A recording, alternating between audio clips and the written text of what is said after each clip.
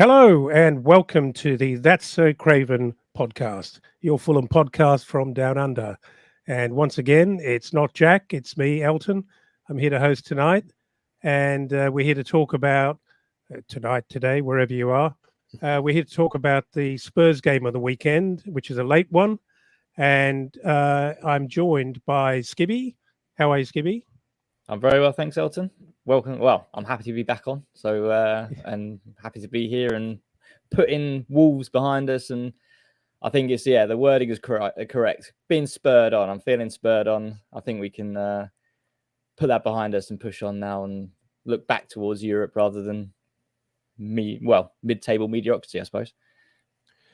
I always like the expression when people say, we go again, we move on. And Absolutely. So often after a loss, I'm not ready to move on. I'm miserable. But it's not the Fulham way, but it's what I've been learning during my sort of time with Fulham. It's what I'm learning. It's just move on. It never happens. Keep going. Well, that's it. The wonders of mid-table magic. Dave, how are you today? Much better. Again. Much better. Yeah, I've recovered now from the norovirus, and it was a bad weekend all round, really, wasn't it? It was Fulham had a bad day at the office.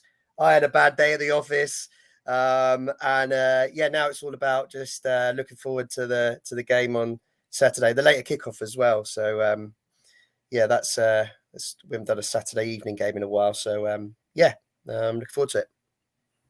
Well, let's just quickly recap last week's game, just for those who want a little bit more punishment. And for those who haven't listened in and have suddenly come out of I don't know where and realised there was a game last week. But we went down our run of good form, and it has been a pretty good month for Fulham fans, to be quite honest with you. But our run of good form was interrupted last week with maybe not entirely unexpected, but somewhat frustrating result away at Wolves. And as we discussed last week, if you analyze it, we were well and truly in the game, had some great chances, didn't take them, and then got punished and a bit unlucky as well with an own goal off Tom Kearney's backside, and then a consolation goal in the very, very dying minutes of the game. Can I ask you guys? Obviously, there was no significant change in our fortunes. Wins and losses didn't really go against us. We remained 12th in the table, which is, sort of position aside, it looks like we're safe. Looks like we're in a decent position for given our run in. But how do you think this has kind of affected our momentum, and how does that look for the way forward for us, Dave? What do you think? Well, it was because we had those chances in the first half, and another day we scored 1 or 2 goals and could have been in a good position to win that game. I don't think like the wheels have come off our momentum and our form, really. I just think we had a bad day out where we didn't take our chances, and Wolves did, very efficient with theirs. And so I don't think it was going to, I don't think now it would have taken too much confidence away from the guys. And I think they'll just be looking to do a lot of the things we did well, which was create chances, build up play, dominate the first half, and just try and, again, is getting a grip with these mistakes that we keep making that costing us goals. So I think that'll be the focus this weekend, because Spurs in particular will punish us on any kind of mistakes at the back we make, and we're going to have to be really, tight to keep them out. They score a lot of goals, and if we're not on our game, we can concede goals. So it's just about making sure we limit those mistakes, I think. But generally, I don't think it would have particularly knocked our momentum or off us on our run, because I didn't think the performance was that bad. It just didn't go for us, would be my take. Skibby, do you think Marco would be that philosophical about the weekend's performance and the result? Or do you think if there were a couple of takeaways and things that he would insist the team work on from last week to this week, where do you think he would focus? I think for Marco, he would have taken the team in and said, you know what, we were punished and we were the sort of villains of our own downfall, really, because we didn't put the game to bed. We missed certain chances in a game which we seem to sort of control, and we seem to really should have come away with 3 points.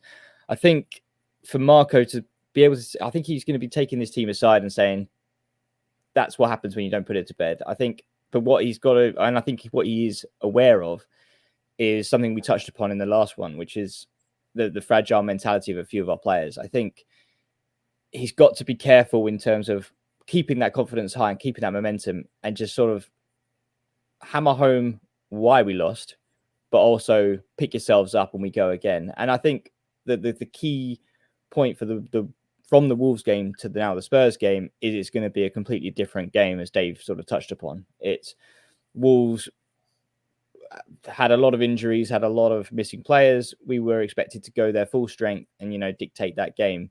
Whereas now Spurs coming to the Cottage is going to be a completely different mindset of, we're not going to have a lot of the ball, but we're going to have to try and suffocate Spurs and use that counter attack. And I think that's what they'll focus on. That was the weekend just gone, completely different game. We now move on. We go with the Spurs in a game at home, especially where we've got quite a good record, where we can win. I think that's what it's going to take. Yeah, we've got a good record. Not so much against Spurs. Funny enough, no. I'm sure we'll get to this, but I had a little look back before we logged in, and have we lost Elton? I think we have. No, I'm back. Oh, you're back. Sorry. I had a little look at this before we logged in. We actually haven't beaten Spurs at home since 15th of November 2008.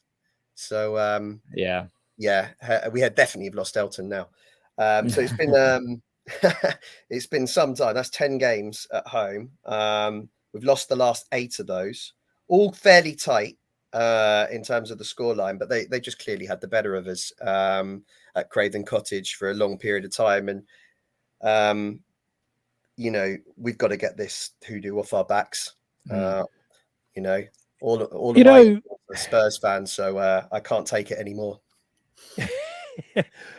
You know, analytically, if you're a mid-table club, and you know, with all realism, that's kind of where the glass ceiling is. What it means is you're going to lose as many games as you win, and it's going to be a disappointing roller coaster from time to time. So mentally, surely one has to prepare for that.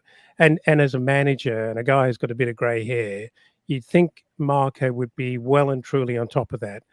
But it must be so incredibly difficult playing at this level of intensity in that bubble, expectations really high around, and then you go and beat Arsenal, you go and beat Man United away, you know you can do it, and then you come up against, you know, sides who are you would regard as your peers, and you lose, you know, 2-1, where it must be pretty tough, really. And I know they do it week in, week out, but actually mentally it must be pretty tough. It's got to be. Yeah, no, absolutely. I think it's great taking those points and the sort of the bigger scalps, as you've mentioned. But if you can't do it against the teams around you, you're just going to kind of be stuck in that limbo, which we seem to be at this moment. But I mean, we faced Spurs, didn't we, in the cup earlier in the season?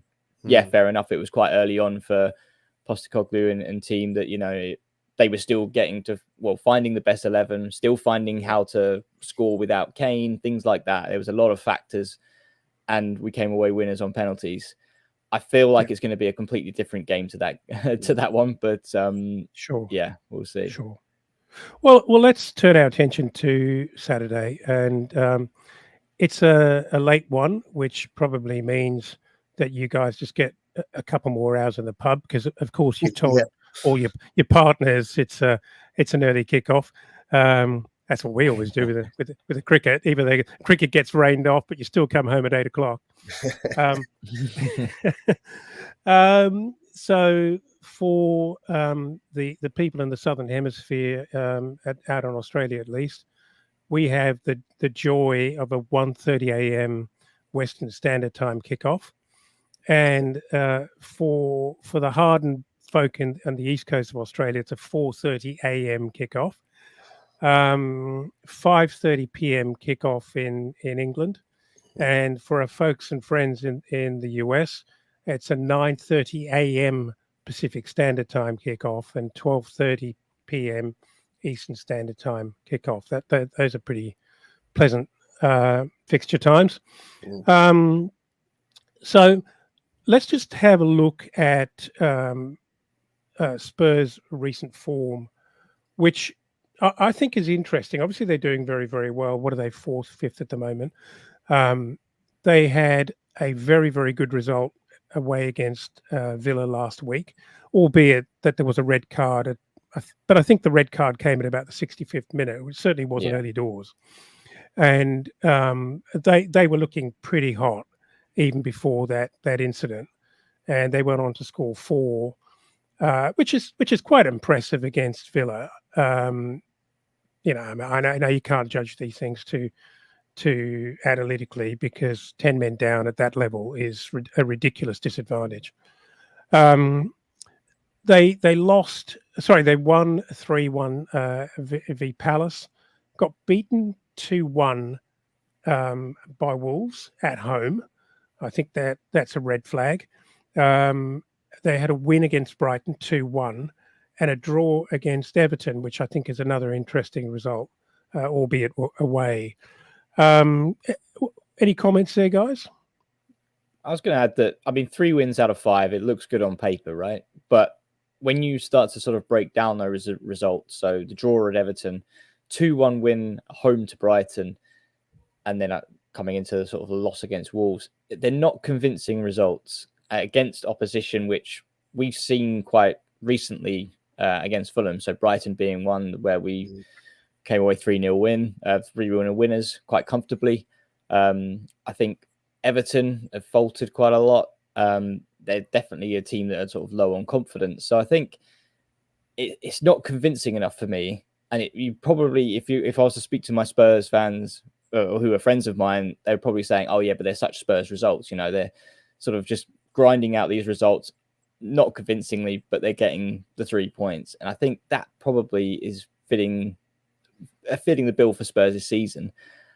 Villa, yeah, like you say, there was a red card, but they were all over them. But then I would also say, on the other hand, you know, Villa came to the Cottage rather recently, and for a team that are now in the top 4, I wasn't really that convinced by them.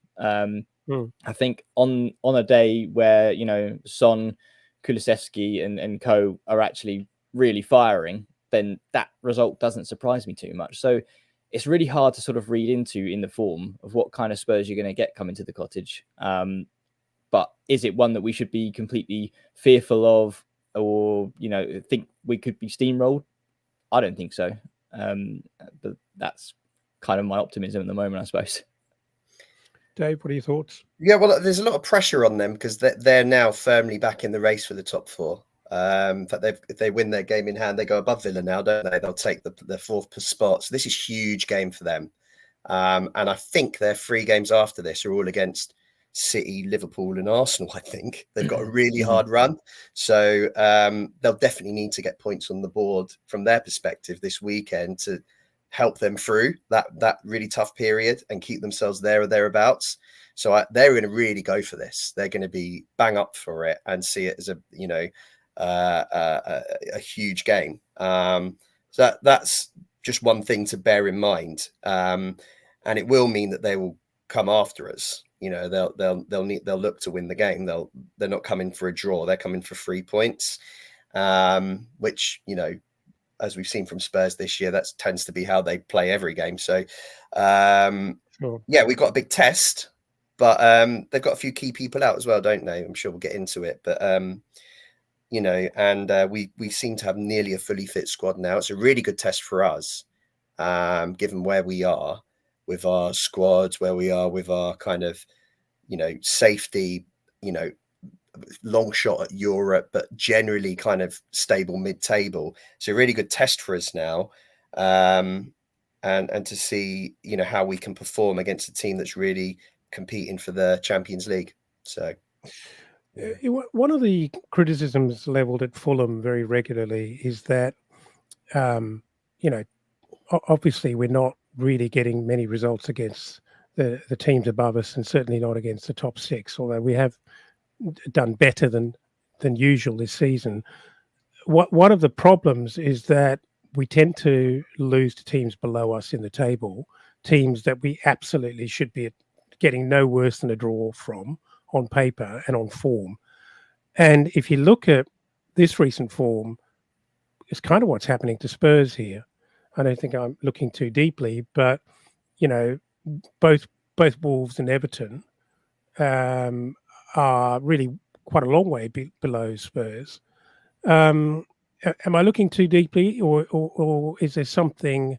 What is it about this Spurs team that causes them to end up in these situations? Do you think is it Postecoglou's aggressive brand of football that means just from time to time you are going to extend yourself and leave yourself vulnerable?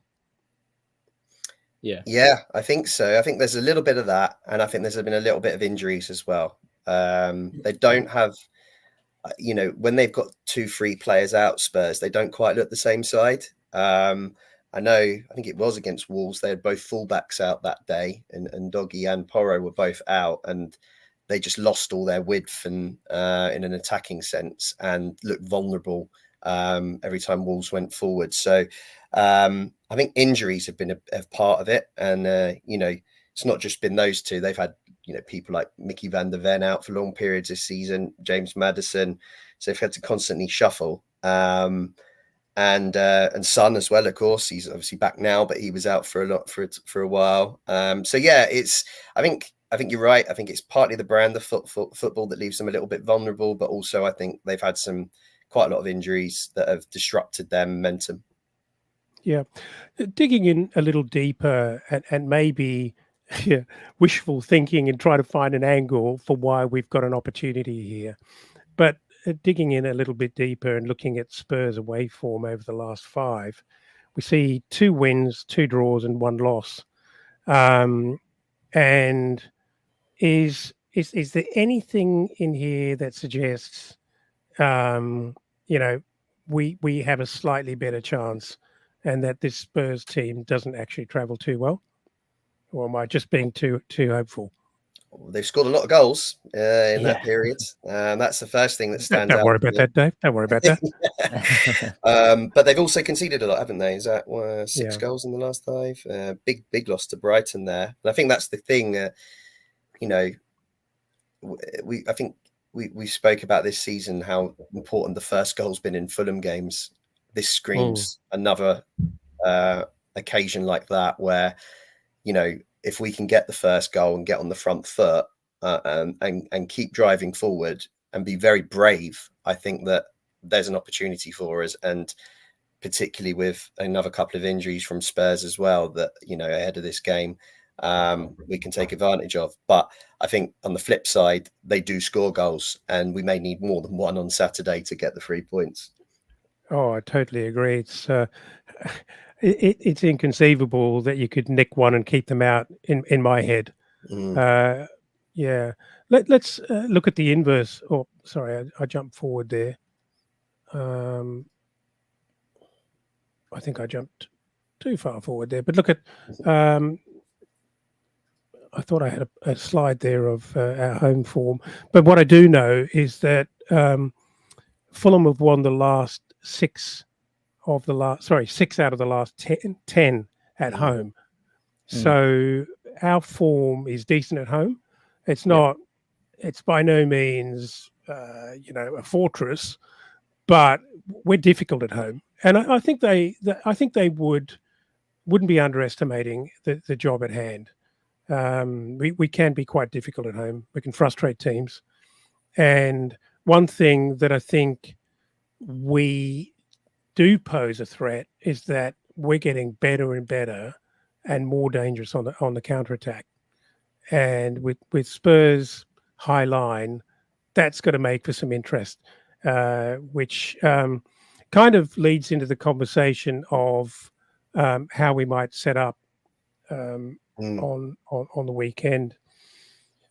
What are you guys thinking? We know we talk about this all the time, but we know that Marco loves to stick with his winning side. Well, he doesn't have one of those as of last week. He kept Polinia back and not so much punished him for his 2-match ban, but I think he rewarded Reed and Lukic, who've done very well. I think for me, I know Sasa Lukic was involved in that first almost goal where Wilson missed the opportunity, but it was a beautiful bit of creative play, that back heel to set up, that build up. But personally, and I've seen mixed comments over Twitter on this, because some people, perhaps they're fans who are very keen for Lukic to make his mark and show us what he can do. For me, he was soft last week. Not terrible by any means, but he certainly wasn't the player that he was in the 2 prior weeks. Does he hold his position against Spurs, or does Polinia cast too long a shadow? And does he make it back in the side as in the starting lineup? For me, he has to be dropped. I think. I like Lukic. I think when he has a lot of time on the ball and can read the game, he's like most foreign players, which come to the Premier League. But I think with Basuma and Sarr are going to be very intense, and I think Polinia really does fit the bill, has to be involved. And I think for me, Lukic would just require too much time and not be on sort of the pace that we need to sort of close down Spurs. So I think he would have to sort of be dropped for Polinia. So I think for me, it would be a double pivot of Reed and Polinia, just for that tenacity and that intensity that is going to be sort of thrown at us. I think Kearney would be that sort of luxury player that would bring in if we do find ourselves in a winning position or a drawing position. But yeah, it's going to be tough in terms of from a tactically point from Silva, that they love to throw their fullbacks forward, and Dogi and Porro very, very attacking. Kulusevski and I think Brennan Johnson was used in the last in the last game. So it's just going to be a lot of pace, a lot of basically attacking intent, and they're just going to be all over Fulham. I think that's going to be where we just need to be able to contain them, and I think Polinia and Reed fit the bill there to really sort of shore up that midfield. Dave, what are your thoughts? Yeah, I mean, you said it there. I think we're not coming into this game off a win. So Marco now can really, and I think he will play his best side. I think we're going to see what Marco thinks his best side is on Saturday, particularly given what a big game it is for Spurs and how important it is for them. It's also a great opportunity with everyone fit and with kind of no real jeopardy of relegation hanging over us at the moment, for Marco to kind of put his best 11 out, see how they perform, and see really it helps him work through his plans for next season in a way, to see if they perform, what level, where do we need to improve, etc. So I think we'll see his best team. And for that, my suspicion behind that is that Lukic and Reed will both drop out and he'll go back to Kearney and Polinia. I totally get the logic in keeping Reed in, given the qualities that Tottenham have. But I think, given the last couple of months, the partnership that seems to have featured the most has been Kearney and Polinia, and that partnership's done really well. I would argue it's our best partnership in out of the four. And I think Kearney will get the nod, but I see the logic for Reed. It's just a bit of a coin toss, that one for me. In terms of going forward, I think this is where it gets a bit interesting. We've seen Andreas come off the last couple of games because we've got a lot of attacking options on the bench. He's been given a bit of a rest, but I don't think there's any doubt that Silva sees him in our best 11. So I think Andreas will keep his place. I do think Willian will come back in on the left at the expense of Harry Wilson, and Iwobi will probably move to the right. Other than that, I don't see any other changes. There's arguments all over the place. You could argue that Brozier deserves a chance. There's arguments that you could stick Kene Tete in for a game in this one. But I just think, as I said, Silva will play his best team, given all that everyone's available, to just kind of see how we can do with our best side against a team really pushing for top four. And that's just how I see it. Yeah. It's interesting. We talk about Polinia a lot, and obviously we talk about the possibility of him being recruited and sold in the summer, and we think about who he might be suited to, and what the real chances are that these worlds converge and we get the price we're asking for, and the right sort of teams come along who need a Polinia for what he really is. And then you think about what he represents to Fulham. And even though he's Mr. 10 yellow cards, maybe 15, he's Mr. Uber exuberant sometimes. And as Sam, I think quite insightfully said last week, he needs to kind of learn to just calm it down and know when to turn it on in his game, rather than just be that attack dog all the time. And it's a sort of self-discipline that you hope evolves in his game. But one thing that he does do for us, particularly against very, very good sides who hold the ball, is he breaks up play like no other, with his tackling, with his intensity, with just the way he gets around the ground, and he terrifies the shit out of oppositions. And not least that you think you might get injured. There is that element to him. And so he, to me, when you're playing a side like Spurs, who are not different to someone like City, who are so technically brilliant and at another level, Spurs are this attacking side who obviously pass the ball around really well, and they've got very, very good players, and they are a good machine. But you throw Polinia into the middle of that, and you disrupt the likes of Maddison, who it almost reminds me a bit of Beckham Maddison, the way he skips over things. He doesn't really like getting involved in the cut and thrust. And I'd say someone like Polinia actually represents pretty tough opposition to that kind of midfield. Because he's roughhouse. He's not quite shithousery, but he's roughhouse. And sometimes when even in a game when you're just not able to prevail with quality, intensity can do an awful lot to undo an opposition. And that's kind of what he represents. So for me, I just can't see a world where he doesn't start. Not at all. Yeah, and I saw the comment there that Jack says that it has to be Zhao and Kearney. Absolutely. But I disagree. I think Reed, he may not be the best on the ball, but I think he's just relentless with his energy and his work rate. That if it's not Polinia that's roughing up Maddison, like you say, which would be very key, just as long as he's not having a good game and be able to pick out the passes, which he likes to do, just if he's able to skip past Zhao for any reason, then at least sort of Reed or someone is there just sort of nipping it in his heels and just being there to disrupt the play, I think would be a key thing that I don't think Kearney really offers. I think Kearney's great to have as a person who can make something happen, sort of break up play, but in a different way that he holds onto the ball and sort of calms everything down.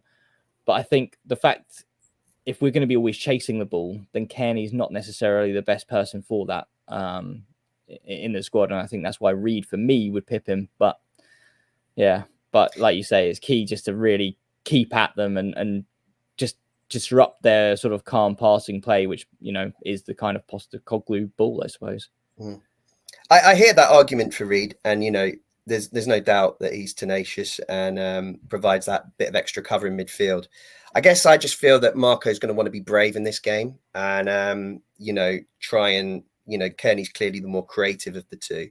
And actually, if you look back, Kearney's played in a lot of the, our best performances at home this season. So if you look at the Arsenal game, he started that game. And he was excellent. In fact, that game, he had a great game. And of course, we know the result. You go back to the 2-5-0s we had. Kearney had just got back into the team, was playing fantastically well. And that's why I think he's probably in Marco's head, the number one partnership alongside Polina. And given that I think he knows that we're going to need to score goals in this game to get a result, I think that's what will edge it. But and again, if you think back again to some of the games where Reed's played with Polina this season at home, one that sticks out to me is the Chelsea game, where I thought Reed, was brought in for that very reason and didn't have a very good game. In fact, he was chasing shadows a lot in that first half. If I remember right, he came off quite soon into the second just because it just wasn't working. So that's just my feeling. I think he'll go with Kearney, but I totally understand the logic behind the Reed move. I guess it's just a sense more than anything else that, Marco will want to be brave and control the game a bit more. So that's why Kearney gets the nod. I think that's pretty good insight, actually. I think it does come down to whether you want to take a more defensive, maybe anxious view of how hard they're going to come at you and just how many big guns you're going to need to break up things. And maybe because Reed and Polina, when they're playing well, they are a very good pairing, because, Polina goes in, breaks it up, Reed's there to pick up the ball and move things along. But another thing we discussed last time was how we've got, if you could have the left foot of Tom Kearney and the right foot of Polina, you'd have some sort of incredible player in midfield, wouldn't you? And if you had Alex Iwobi's high energy together with Pereira's right foot, you'd have that £100 million attacking midfielder, and we just don't have that. So, as a manager, he's got to try and predict how effective Polini is going to be, and whether Harrison Reed can do a job and actually bring the wingers into the game, or put those balls through to link to Pereira, or indeed even further upfield. Or do you, as you say, Dave, do you take a very brave view that Polini is actually going to win those balls, get Kearney involved, and he's going to start building attacks? And I don't think you can afford to be too defensive here. We're not looking for a draw. It's not about that. What's the point? There's no point trying to scavenge, half a dozen draws before the end of the season. We're here to achieve the best we can, and Marco want to beat Spurs, no doubt about it. I've made my views pretty loud and clear about Willian. Not only do I love the man, but I think our best returns from Willian are always when he starts, and he shapes the game for us. And if he's going to have a good game, we're going to have a great game. But he really seems to struggle to do that when he's just got 15 minutes to play. Where's Harry Wilson's head after last week? Every time I think he's overcome that, he's hit some form, and he's really going to start to do it now. Things like last week happen, and I kind of worry what that means for him. It was interesting, we talked about it offline during the week, and if you look again at that opportunity against Wolves that he had to score, Saad does actually quite brilliantly. He actually reads it perfectly. He comes out to the box. He's got a split second to make a decision. He stops short of the line, so he's got the option to use his hands. And Harry Wilson's obviously running to meet the ball. He's got a split second, but that is the amount of time an elite athlete has to make a decision and to back himself.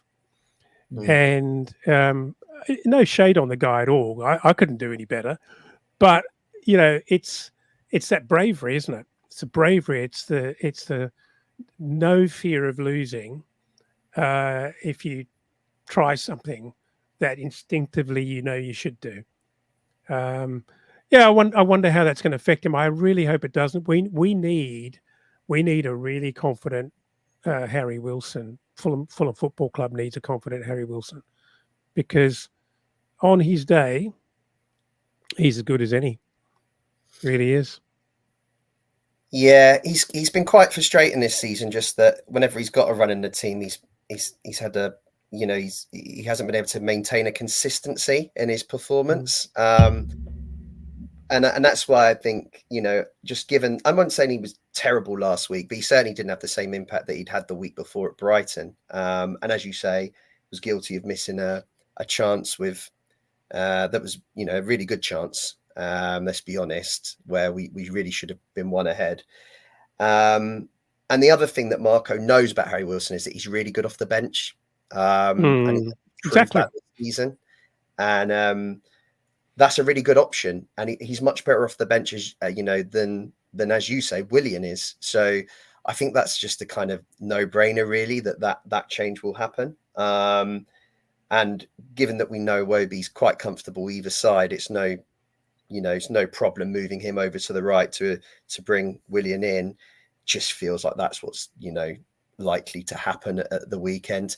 And but I've no doubt Wilson will come on with a lot of energy, and I'm sure he'll put in a good shift. But I think you've called it right. I think Willian's got to start, and Harry really needs to find some consistency if he wants to hold a place in the first 11. I guess a question for you then, Dave. Interesting you think that Wilson would come off the bench in this scenario? In a game where we're looking to contain Spurs and basically look on the counter-attack, for me, Adama would be probably a better choice than Wilson. I think Wilson is very much that kind of luxury player. Loves time on the ball, loves, to be able to sort of pick his spot, cutting in onto the left. Whereas I think Adama is just so direct that we see in these sort of games. Would you not see him as a better option off the bench to sort of come on if in that situation? Yeah, I totally agree with you. I think the impact that Adama's been having on games off the bench recently has been fantastic. And he's got more attributes and able to stretch the Tottenham defence later in the game. I think he's clearly going to be an option. I think we've got lots, don't we? Which is really nice. It's very rare that we have so many options, but I could see Adama coming on most certainly, regardless of the situation. I think Curry will get a run as well. And then we'll probably see Broya too. So good thing is we can make up to 5 subs, can't we? So there's plenty of options there. I just feel that we'll see them both at some point. But you're right. Adama's the one that Adama. Adama will be the one that I think would make more impact and feels like will certainly be the game changer, I would expect.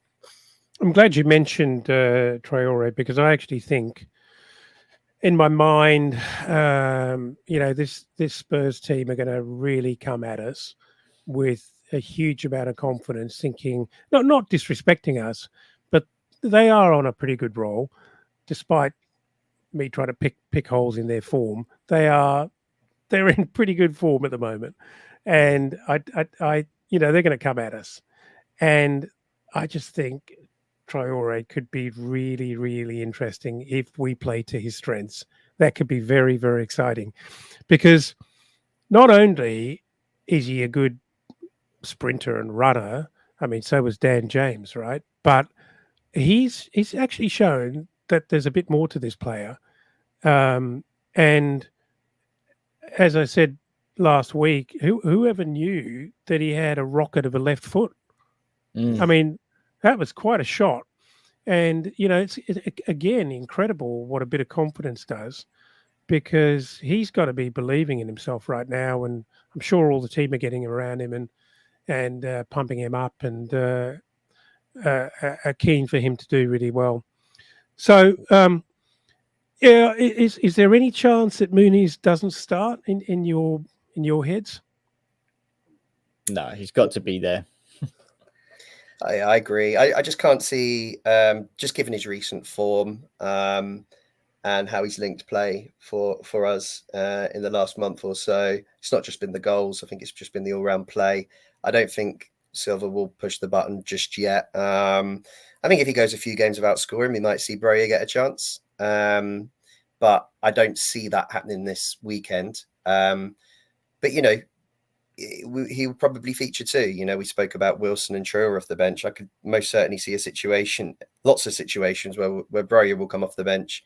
And Marco tried him up front with Muniz at the end of the Wolves game to try and get a goal. So that's an interesting dynamic. Yeah, I look forward to seeing a bit more of him, but I just don't think quite yet. Yeah,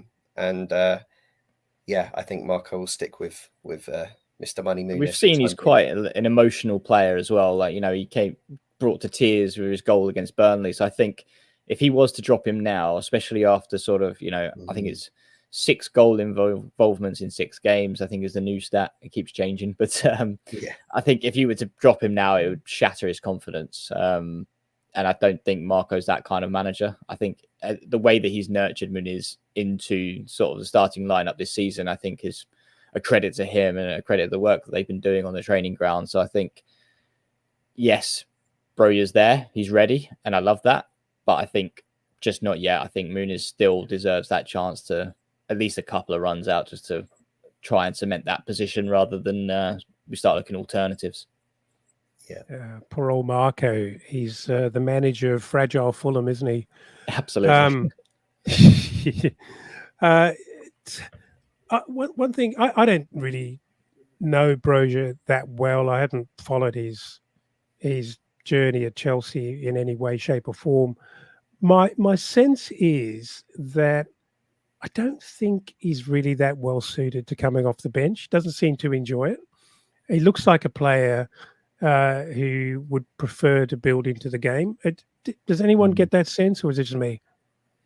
No, I definitely get that sense. I think who wants to come off the bench, right? Well, I mean, yeah, it's a good mentality to have, I suppose. But yeah, I think it's also his play style as well that it's quite tough for him to sort of come off the bench and replace a number 9 who loves to sort of rough and tumble with the centre backs and really get stuck in and just really sort of scrapping for the ball. Basically, that is basically what Muniz is doing. He, for Chelsea, from what I've seen, and Southampton, from what I saw, he was a striker who was relatively quick, who loved to sort of be on the outside wings and sort of looking to get running in behind, which is not necessarily the best or the way that we're playing currently, or I can't really think of ever really, considering Mitrovic wasn't the quickest. But it is quite a tough ask for him to come off the bench and replace a person who's sort of fighting for the ball. Whereas he's sort of come from a team with Chelsea where, you know, he's always on the ball looking to get in behind and have those players such as like Enzo Fernandez and that who were able to sort of pick him out. I think he does offer that different dynamic though, which I do like. So coming off the bench, and I think it was I'm trying to think of the game now, but he came off the bench and he was much wider, taking the ball to the corner, seeing the game out. And I think I like that about him. And that was a really good option to bring on. Yeah, I think it's tough. Yeah, it's an interesting point about his game style. He does look pretty quick actually, and he obviously does like to make those runs, get in behind. But we don't seem to be that good, and I think we've just never learned to play in that kind of style. And to that point, I don't think we're that good at playing Traore in and behind either. You know, so many times when he's come on, he's sort of begging for them to actually, you know, put him in behind, but we don't do it. I mean, you could actually do it in a very, very simplistic way with Traore. He's that bloody quick. He doesn't have to be that smart a play. You just put the ball in, put it into the corner, and you know, say go. Back on Broja, is it not also this weekend that marks the trigger point or the threshold where if he does not start, we're up for his full £4 million fee. Is that right? Well, reportedly, that is the case. And, look, I think you spoke about, does he enjoy coming off the bench? I think he thought he was coming here to play and start, Yeah. and I think from so all accounts he was, Dave. he was. We were in trouble. And it's just been remarkable, really, that literally the first game after he signed, that's when Muniz really started to shine, and he's really just held on to his place ever since. So, I'm glad that we haven't just to avoid paying 4 million stuck him in to kind of stunt Muniz's development and let him continue this momentum, because reality is, Muniz's value must have increased significantly over the last month or so, given the fact he's now scored 5 Premier League goals. He's a 22-year-old Brazilian player, and I think he's obviously the player that's signed to a long contract at Fulham. If he continues this form, he might end up being our long-term number 9. So I think if we have to end up paying £4 million, but have in the meantime have uncovered our long-term number 9 and dramatically increased the value of that player, then I don't think it's, I think they offset each other and we come out on the right side of it personally. Do you think Raul, who is apparently now fit, does he make the bench? Is he required when we've got Broja, who can't even get the minutes he needs and wants? Is there any opportunity or need for Raul at all? The only thing I can really say to fight his corner is that he's worked with the team a lot longer. He knows Marco's sort of vision and the way in which we play. And we started to see those kind of rewards before we got injured. He had a very stuttery start. He started to score goals. And I think that's the only kind of leg up is behind closed doors in the training ground. Is Raul more tactically aware of the way we play rather than Broja? And that's the only thing I can see that will give him that sort of that heads up over Broja. But I think Marco, given the sort of the man that he is, the way that he speaks, the way that, we know him, he doesn't care about finances. He's here to coach a football team. He's here to win games. So he won't care about this 5 million or 4 million or whatever it is hanging over Broja. He will pick the team which he sees best. And personally, if it is going the way which I think it is in terms of understanding tactically Marco's vision, then I can see Raul coming in over Broja for sure. Yeah. I think Raul might have to wait. I don't think we'll put 2 strikers on the bench. It would just mean taking out a winger most likely. And given the fact that all of our wingers and attacking midfielders are performing to a fairly good level at the moment, I just don't foresee Marco doing that. It feels like a bit of a wasted bench spot to have 2 strikers. Broja, I think he's got slightly different attributes to Raul. You mentioned he's quicker, and I think that can be more of an asset off the bench personally. So for me, I think Raul might have to just wait his time for an opportunity, and I'm sure it will come sooner rather than later, but because it's, players get injured, players get suspended, players drop in form. But even if he's fit this weekend, I don't foresee him coming in just for that very reason. I tend to agree. I mean, it's a crazy luxury. Not that all of these guys are in screamingly wonderful form, but they all are, they are elite players who can do a job for you. And it's amazing that we've actually got 3 people that we're discussing who could potentially do a job for us.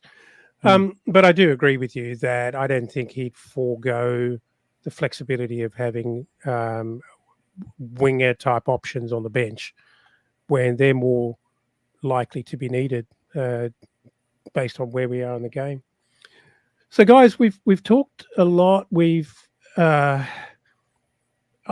just saying, in general, we've been pretty optimistic about how we're going to do on the weekend. It's time for you to tell me how I should bet on the weekend and what the scoreline's going to be. Skibby? It's a tough one because where I live, there's a lot of Spurs fans. So I'd love to say 5-0 Fulham. But I mean, we can do that 3 times in a season, right? But realistically, I think it's going to be a high-scoring game. And I think it will be a 2-2 draw. Ooh. And if you wanted sort of betting, I would say that Son goal or assist is guaranteed. So I think, but yeah, I think if we can, they'll get through. They score goals, but I think they're going to be vulnerable on the counter attack, which we've shown that we can do this season. So I think 2-2 is probably the way I would go. Dave? Yeah, I agree with Skibby. I think it's going to be a high-scoring game. I just can't feel optimistic about Spurs games, just given our recent history against them. And also, as I say, all the in-laws are Spurs fans, and I've just been in agony for the last 15 years since we last beat them, or however long it's been. So I don't feel particularly optimistic that we'll come away with 3 points, but I do think a high-scoring draw, is possibly the way to go here. To as Skibby said there, that they'll find a way of getting a goal, and but we are equally good on the counter attack. So I think he summed it up really well there, and I kind of feel pretty similar that draw is probably the right bet. And I like the shout about Son, because he does seem to always get on the end of a goal or assist. So that's a good shout for you and the viewers. Truth be told, I'm not really a betting man. I just happen to have a bit of hot form at the moment. Yeah. And I do actually I actually forget to put a bet on. That's how crap I am at it. I actually think my recommendation for an absolutely safe bet is João Palhinha to commit two or more fouls in the game. Guard. Yeah. Well, I mean that's a little bit more difficult to call, but I was putting down Harrison Reed in João's absence. Harrison Reed to commit 2 fouls. He did it almost before halftime every game. It's almost guaranteed. What do I think? I want to stay optimistic here. You guys are being a little bit hedgy. Not that you're being anything other than completely realistic, but I don't feel we can keep them out. I think there's way too much skill and firepower there. They're for sure and certain going to score a goal. Leno's going to have a blinder. He's going to be talked about all next week, and he's going to stop some amazing attempts on goal. But they will get one through, and I think Adama Traore scores a second goal for Fulham to win 2-1. I can't give you the minute, but and I want a text from both of you when it happens. Okay. Absolutely. Yeah. So I'm going to call it. I'm going to call it optimistically 2-1 because we're going to score first, and that is a different dimension for Fulham. If we can score first, I think that makes a very interesting game. Agreed. And we'll score first Absolutely. before half time.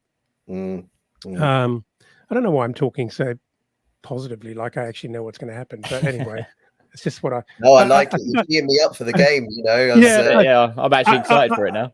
Yeah. I just feel like if I can share that with a few hundred listeners, we might all actually enjoy the next 48 hours. Yeah, great. But thinking about Saturday, we've got a pretty late night ahead of us, so I'm not quite sure whether to go to bed early or just have a skinful of drinks in the afternoon, have a kip anyway, and or just go the long haul and trawl my way through to 3 or 4 o'clock in the morning. Well, that's what it'll be.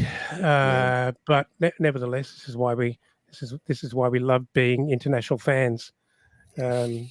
Something you guys would not understand. Yeah. Not fully, no. No. Yeah. Anyway, Right. guys, I'm watching the clock here, and I want to beat my family at actually making this under 1 hour, which will be a record for probably about 40 podcasts for That's So Craven. And it's something also that I've noticed happening tonight is that people have been speaking without being interrupting. And my youngest son is probably sleeping right now, but will no doubt listen to this in the morning. You should take note.